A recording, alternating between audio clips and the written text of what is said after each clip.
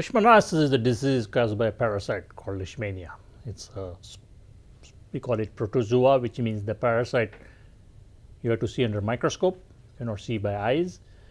And this parasite is transmitted by a vector or a fly called sandfly, smaller than mosquito. And what is interesting about this disease is that it not only infects humans, but it also infects animals.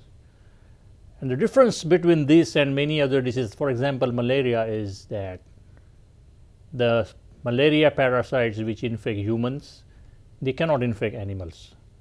And the malaria parasites which infect animals cannot infect humans.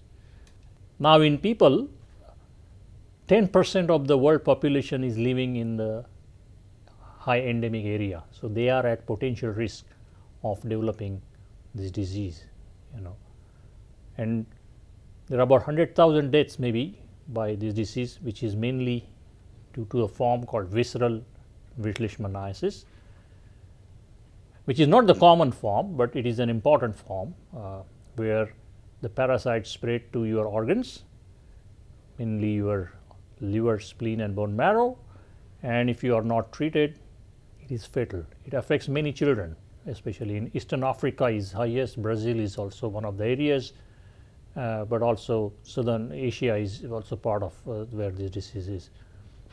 That's where the parasite restricts to the skin and causes lesions, but it can cause disfigurement and scarring, and especially if it is on the faces of young girls and all in those countries like conservative countries, it can become a social stigma and it can be a problem.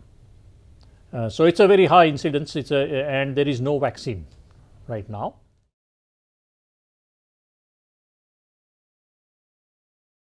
I think it is a neglected disease. That is why it is certified as a neglected tropical disease, and the reason is that it is a disease which affects, supposed to be affecting the poorest of the poor in the world. Not true anymore, because this is now endemic in United States and also spreading to other developed countries, partly due to global warming and sandflies and vectors moving up. The drugs which have been used for last 50 years, I mean, yes, there are 3 or 4 drugs which are commonly used, which is a toxic. You need 21 injections, daily shots. So really, these drugs are toxic and have patient compliance. Some modern drugs are effective, but they are costly unless they are subsidized. So just to answer your question, yes, there are some interventions, but they are not the best. I think what we need actually is to bring the incidence of vaccine. The first thing is that you need to have a diagnostic test which will allow you to know someone is infected actually with the parasite. Right now, we do not have any reliable test which allows us to tell us that someone is infected actually has a parasite. The second thing you need is a vector control. You need to control the sandflies. Third thing we need is effective drugs, but we really don't have any new drug or new entity for many years. I think that is needed.